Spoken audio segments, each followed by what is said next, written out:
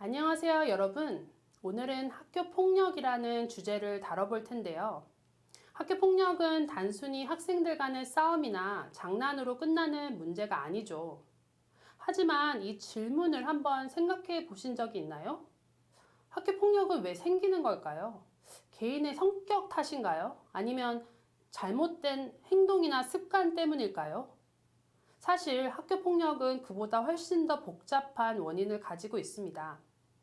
오늘은 학교 폭력을 이해하기 위한 중요한 이론들, 특히 생태학적 이론을 중심으로 이야기를 나눠볼 거예요. 러시아 인형을 통해 학교 폭력을 설명할 수도 있다는 거 흥미롭지 않나요?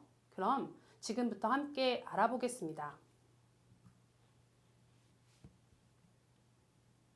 학교 폭력의 원인을 설명하기 위해 심리학과 사회학에서는 다양한 이론들이 발전해 왔는데요. 오늘은 그 중에서도 대표적인 이론들을 간단하게 소개해 드리도록 하겠습니다.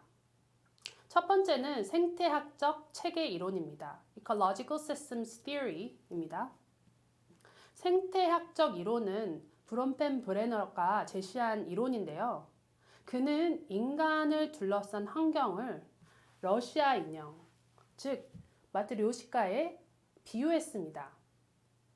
러시아 인형처럼 사람은 가장 작은 단위인 개인에서 시작해서 가족, 친구, 학교, 지역 사회, 그리고 더 큰 사회적 환경까지 연결된 중첩 구조 안에 있다는 거죠.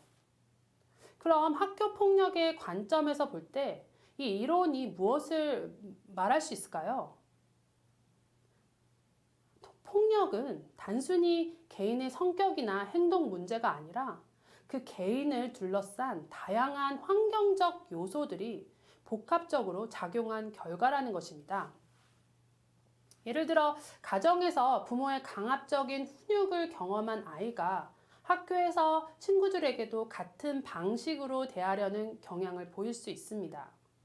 또한 학교 분위기가 경쟁적이고 냉소적이라면 학생들이 서로를 비하하거나 소외시키는 행동을 하기도 쉽습니다.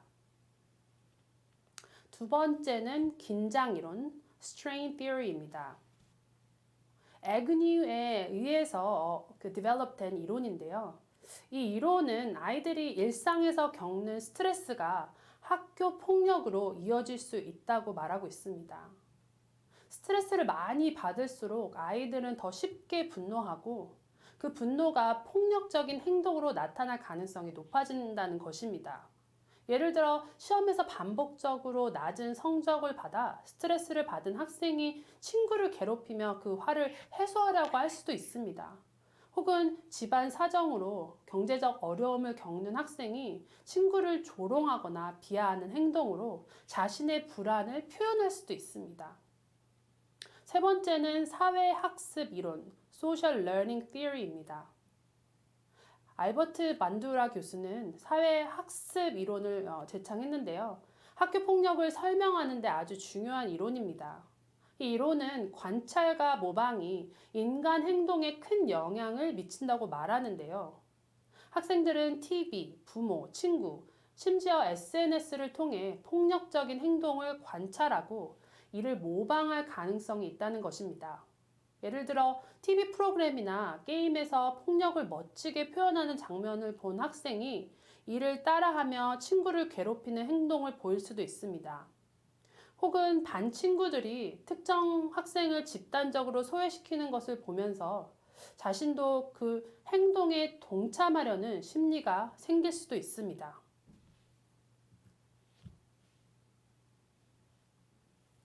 생태학적 이론이 강조하는 또 다른 포인트는 바로 학교와 지역 사회의 영향력입니다.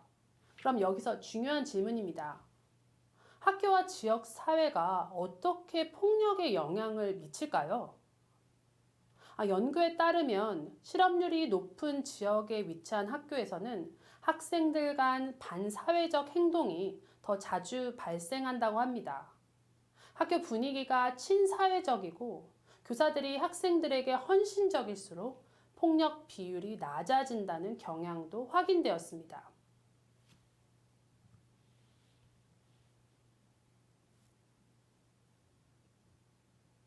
이제 우리나라의 학교 현실을 한번 살펴볼까요?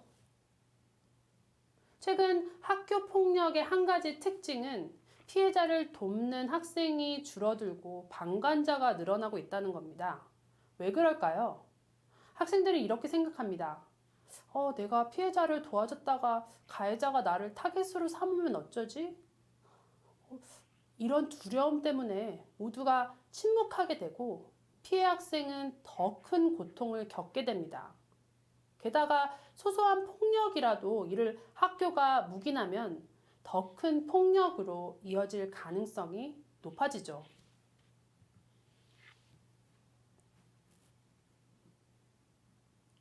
그럼 이 문제를 해결하려면 과연 우리는 어떻게 해야 될까요?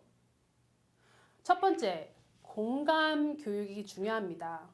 학생들에게 타인의 감정을 이해하고 그 고통에 공감하는 방법을 가르쳐야 합니다. 이를 위해 학교에서는 마음이론, Theory of Mind를 활용한 교육을 도입할 수 있습니다. 쉽게 말해 학생들이 내가 이렇게 말하면 저 친구는 어떻게 느낄까를 자연스럽게 생각하도록 만드는 훈련이 필요합니다. 두 번째, 학교와 지역사회가 함께 노력해야 합니다. 교사들은 학생들에게 헌신적인 관심을 보여야 하고, 지역사회는 가정의 문제를 같이 해결할 수 있도록 지원해야 합니다. 공감과 마음 이론에 대해서 좀 더 깊이 들어가 보도록 하겠습니다. 마음 이론에 따르면 인간이 다른 사람의 감정, 생각, 욕구, 믿음을 이해하고 이를 바탕으로 행동을 예측하거나 상호작용을 할 수 있는 능력을 말합니다. 학생들에게 이 마음 이론을 배우는 게 아주 중요합니다. 왜냐하면 자신이 한 말이나 행동이 다른 사람에게 어떤 영향을 미칠지 생각하지 않는 순간 학교 폭력은 쉽게 발생할 수 있기 때문이죠. 그럼 마음이론의 핵심은 무엇일까요? 마음이론은 타인은 나와 다르게 생각할 수 있다라는 깨달음에서부터 시작됩니다. 이 깨달음은 약 4세에서 5세부터 발달하기 시작하며 이후에는 주변 환경과 학습을 통해 점차 강화됩니다. 하지만 아동학대나 폭력적인 환경에서 자란 학생들은 타인의 감정을 이해하거나 자신의 행동을 조절하는 능력이 충분히 발달하지 못하는 경우가 많습니다. 이런 학생들은 감정 공감의 어려움을 느끼고 폭력적인 행동을 선택하기 쉽죠. 그럼 마음이론을 활용한 공감 교육은 어떻게 이루어질까요? 첫 번째는 역할 바꾸기 활동입니다. 학생들에게 가해자와 피해자의 입장을 번갈아 체험하게 하여 상대방의 감정을 느껴보게 합니다. 예를 들어 피해자의 입장에서 이 상황에서 나는 어떤 기분일까를 생각하게 하는 것입니다. 두 번째는 감정 인식 훈련입니다. 학생들에게 타인의 표정이나 행동에서 그들의 감정을 읽는 법을 가르칩니다. 친구가 화난 것 같은데 왜 그럴까를 생각하는 과정이죠. 세 번째, 문제 해결 시뮬레이션입니다.